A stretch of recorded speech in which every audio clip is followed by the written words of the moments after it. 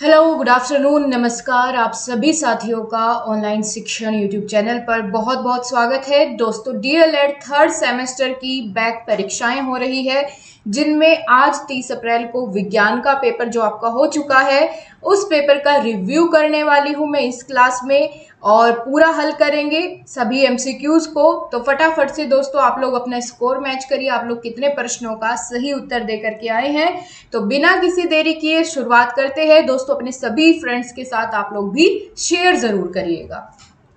तो यह है आपके सामने तृतीय सेमेस्टर 2022 तृतीय प्रश्न पत्र यानी विज्ञान का आपका पेपर, और जिसमें पहला प्रश्न दोस्तों आपसे पूछा गया है बहुविकल्पीय प्रश्नों में कि पृथ्वी प्रत्येक वस्तु को अपनी ओर खींचती है, यानी गुरुत्वाकर्षण का नियम जो है वो किसने बताया था।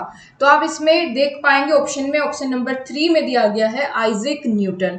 तो न्यूटन जी ने बताया था कि पृथ्वी जो है वो प्रत्येक वस्तु को अपनी ओर खींचती है। ये एकदम इसका ऑप्शन नंबर सी सही जवाब हो जाएगा। ठीक है दोस्तों, अगला प्रश्न आप लोग देख पा रहे होंगे स्क्रीन पर। अगले प्रश्न में पूछा गया है कि कुम्हार के चाक की गति होती है, कौन सी गति होती है। जो कुम्हार का चाक होता है वो घूर्णन गति करता है, या सरल रेखीय गति करता है, या वृत्तीय गति करता है, या दोलन गति करता है। तो इसमें आप सभी ने अगर आंसर दिया है ऑप्शन नंबर ए घूर्णन गति, तो एकदम सही है। ठीक है दोस्तों, आगे चलते हैं तीसरे प्रश्न की ओर। तीसरा प्रश्न देखेंगे, यहाँ पर पूछा गया है सामान्यतः वृक्ष की लंबाई होती है, कितनी लंबाई होती है वृक्ष की सामान्य रूप से। थर्ड प्रश्न में आपसे पूछा गया है सामान्यतः वृक्ष की लंबाई कितनी होती है। तो यहाँ पर आपको दिया गया है जो सही ऑप्शन होगा दोस्तों, यहाँ पर आपका ऑप्शन नंबर 4 माना जाएगा। हालांकि इंटरनेट पर कहीं कहीं इसका ऑप्शन जो है वो 15 से 30 मीटर के बीच में भी दिया गया है, या इससे भी ज़्यादा, 15 मीटर से ज़्यादा। लेकिन यहाँ पर दोस्तों मेरे अकॉर्डिंग आपका इसका सही जवाब ऑप्शन नंबर 4 होगा। बाकी आप लोग ज़रूर बताइए आपने इसका कौन सा ऑप्शन टिक किया है। यहाँ पर फोर्थ क्वेश्चन है दोस्तों, इसमें पूछा गया है प्रथम प्रकार के उत्तोलक का इनमें से कौन सा उदाहरण है। तो प्रथम प्रकार का उत्तोलक होता है दोस्तों ऑप्शन नंबर 4 हैंडपंप। ये जितने भी सरल मशीनें और उत्तोलक के प्रकार है, ये सारे के सारे मैंने आपको एक वीडियो में बहुत अच्छे से कवर कराए हुए थे। अगर आपने देखी होगी तो बिल्कुल सही किया होगा ये प्रश्न। पांचवा प्रश्न देखते हैं, अवशेषी अंग होते हैं अति आवश्यक, आवश्यक या अनावश्यक, या उपरोक्त में से कोई नहीं। तो दोस्तों इसका सही जवाब हो जाएगा, तो दोस्तों इसका सही जवाब होगा ऑप्शन नंबर सी अनावश्यक। ये हमारे शरीर के लिए अनावश्यक होते हैं, कोई ज़रूरत इनकी नहीं होती, इनका कोई काम नहीं होता। जैसे मानव पूंछ, ठीक है, और कर्ण पल्लव, ठीक है, इस प्रकार से कई सारे अवशेषी अंग होते हैं जिनकी आवश्यकता नहीं होती है। तो ये अनावश्यक ऑप्शन नंबर 3 इसका सही हो जाएगा। अब चलिए फटाफट से यहाँ पर हम लोग चलते हैं वेरी शॉर्ट क्वेश्चंस पर, 1 नंबर वाले, जिनमें पहला प्रश्न आपके सामने है दोस्तों, तालाब के एक बूंद पानी में सूक्ष्मदर्शी से देखे जाने वाले किन्हीं 4 सूक्ष्म जीवों के नाम लिखिए। तो दोस्तों 4 सूक्ष्म जीवों के नाम हमें लिखने हैं जो पानी में पाए जाते हैं, या तालाब की किसी एक बूंद पानी में। तो चारों के नाम यहाँ पर मैंने लिख दिए हैं, जैसे जीवाणु, प्रोटोजोआ, कवक, शैवाल। ये सभी के सभी किसकी मदद से आप लोग देख पाएंगे, अपनी नंगी आंखों से नहीं देख सकते, सूक्ष्मदर्शी की सहायता से आप इनको देख पाएंगे। अगला प्रश्न है दोस्तों, सभी हरे पेड़ पौधे स्वयंपोषी क्यों कहलाते हैं। क्योंकि दोस्तों स्वयंपोषी इसलिए कहते हैं हरे पौधों को, क्योंकि ये सूर्य के प्रकाश की उपस्थिति में अपना भोजन जो है वो स्वयं बनाते हैं, इसीलिए इनको स्वयंपोषी कहते हैं। अगला क्वेश्चन है दोस्तों, कैरामेल क्या है तथा इसका उपयोग क्या है। 8वां प्रश्न पूछा गया है आपसे दोस्तों। कैरामेल जो है ये एक प्रकार से शक्कर का जो है रूप होता है ना, शक्कर का एक तरीके का प्रकार होता है, जिसका यूज हम क्या करते हैं, केक बनाते समय उसकी टॉपिंग करने में, है ना, या कस्टर्ड की टॉपिंग करने में हम इसका प्रयोग करते हैं, आइसक्रीम बनाने में हम इसका प्रयोग करते हैं। तो इस प्रकार से इसके ये उपयोग हो जाते हैं। ठीक है, कई बार स्वाद के लिए भी हम इसको डालते हैं। और आगे चलते हैं, अगला प्रश्न आपसे पूछा गया है, रात में तारे क्यों टिमटिमाते हैं, इसके पीछे क्या रीजन है। तो दोस्तों इसके पीछे का कारण यह है कि सीधा सा आपको एक लाइन में इसका आंसर लिखना था कि प्रकाश के अपवर्तन के कारण ही रात में तारे टिमटिमाते हैं। ठीक है, तो इतने में ही आपको एक नंबर मिल जाएगा। आपको ज्यादा लंबा चौड़ा एक नंबर के प्रश्न में लिखने की आवश्यकता नहीं होती है। और अच्छा प्रश्न पत्र था आपका, सारे मीडियम लेवल के आपके प्रश्न पूछे गए थे, ना ज्यादा इजी है ना ही ज्यादा यहाँ पर कठिन है। और अगला प्रश्न देखेंगे हम क्या पूछा गया है। ध्वनि ठीक से सुनाई दे, इसके लिए सिनेमा हॉल में अवशोषक का प्रयोग किस प्रकार से होता है। तो ध्वनि अवशोषक पूछा गया है, ध्वनि ठीक से सुनाई दे इसके लिए सिनेमा हॉल में अवशोषक का प्रयोग किस प्रकार होता है। ठीक है, जिससे वहां पर जो आवाज है वो गूंजे ना, ठीक है, और क्लियर सुनाई दे, उसके लिए वहां पर अवशोषक का प्रयोग किया जाता है। किस किस रूप में करते हैं, तो ध्वनि इंसुलिन कपास का प्रयोग करते हैं हम, ताकि वायु उसको ध्वनि को अवशोषित कर सके। इसके अलावा दोस्तों फोम का प्रयोग भी करते हैं। कई बार आपने देखा होगा कि जो अंडों की ट्रे होती है उसको भी कई बार इसमें यूज कर लिया जाता है। ठीक है, तो ये इसका सही जवाब हो जाएगा। आगे हम लोग देखते हैं अगले प्रश्न को। उससे पहले दोस्तों आप सभी अपने मित्रों के साथ एक बार वीडियो को शेयर जरूर कर दें। पसंद आ रही है तो लाइक करना बिल्कुल ना भूलें। पूछा गया है प्रतिध्वनि एवं गूंज में क्या अंतर है, इन दोनों में अंतर क्या है वो पूछा गया है। दोस्तों प्रतिध्वनि की अगर बात करें, यहाँ पर प्रतिध्वनि और गूंज में जैसे अंतर पूछा गया है, तो प्रतिध्वनि का मतलब होता है कि आपने अगर कुछ कहा तो वो आपकी आवाज स्पष्ट रूप से सामने किसी समतल से टकरा करके आपको एज इट इज क्लियरली सुनाई दे, उसको हम प्रतिध्वनि कहेंगे। गूंज की अगर बात करें तो गूंज होता है अगर आपने कुछ बोला किसी एक बंद खाली कमरे में, तो वो चीज आपको जो है स्पष्ट रूप से नहीं सुनाई देती, बल्कि एक अलग तरीके की आवाज को जो है उत्पन्न करती है, वहां पर वो गूंज हो जाती है। लेकिन प्रतिध्वनि में आपको आपकी बात जो है, जो भी आपने कहा चिल्लाया, वो एज इट इज क्लियरली आपको सुनाई देती है। अगला क्वेश्चन है दोस्तों क्वेश्चन नंबर 12, जिसमें पूछा गया है बिना स्पर्श किए समतल, अवतल तथा उत्तल दर्पण को कैसे पहचानेंगे। तो इसकी पहचान करनी है दोस्तों, बिना स्पर्श किए बोला गया है।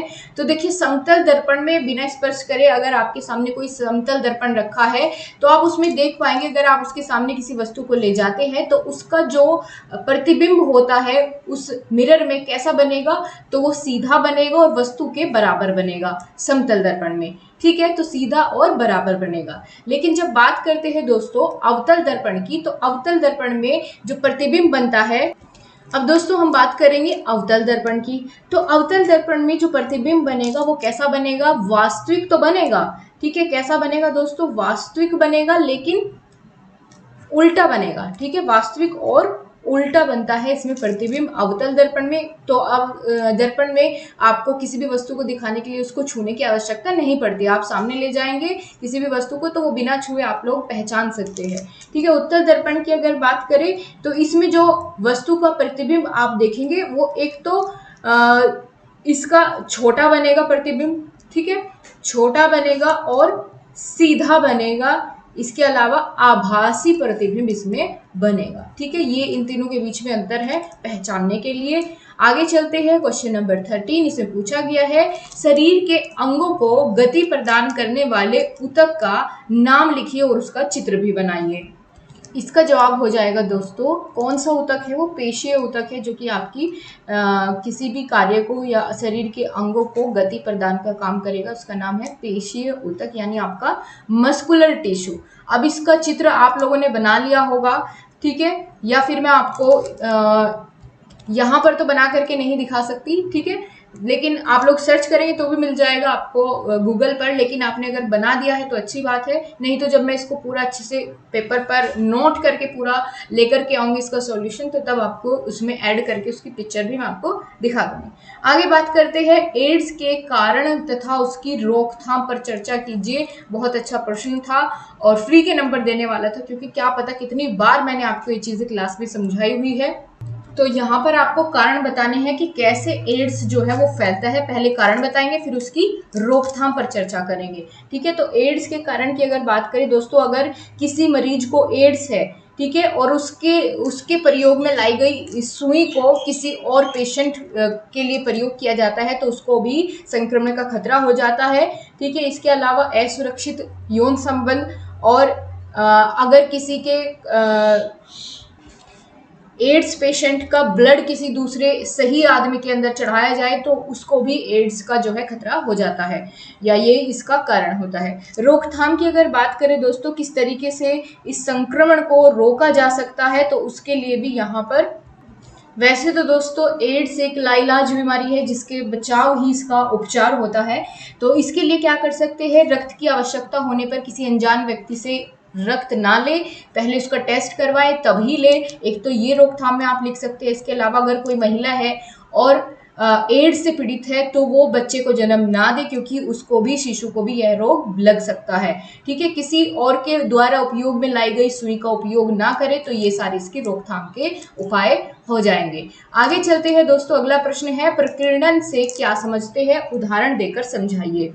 दोस्तों प्रकीर्णन हम उसे कहेंगे जैसे प्रकाश का प्रकीर्णन होता है। तो जब प्रकाश की किरण वायुमंडल में उपस्थित किसी धूल के कण से टकराती है, ठीक है, और इधर उधर वायुमंडल में फैल जाती है, तो इस वायुमंडल में किरण के फैलने को ही हम प्रकीर्णन कहते हैं। ठीक है, तो ये आपको बहुत अच्छे से मैंने बताया।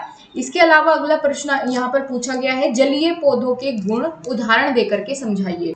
इसमें दोस्तों आप लोग जलीय पौधों के गुण इस प्रकार से बता सकते थे कि इनका जो तना होता है वो लंबा, खोखला और हल्का होता है। जलीय पौधों के जो पत्ते होते हैं वो चौड़े होते हैं, है ना, जिस तरीके से कमल के फूल के आपने देखे होंगे। और इसके अलावा इसमें आप लिख सकते थे कि जलीय पौधे के पत्ते के जो ऊपरी भाग होता है उस पर रंध्र अधिक मात्रा में पाए जाते हैं, और ताकि अतिरिक्त मात्रा में वो क्या कर सके, वाष्पित होकर जल जो है वो बाहर जा सके।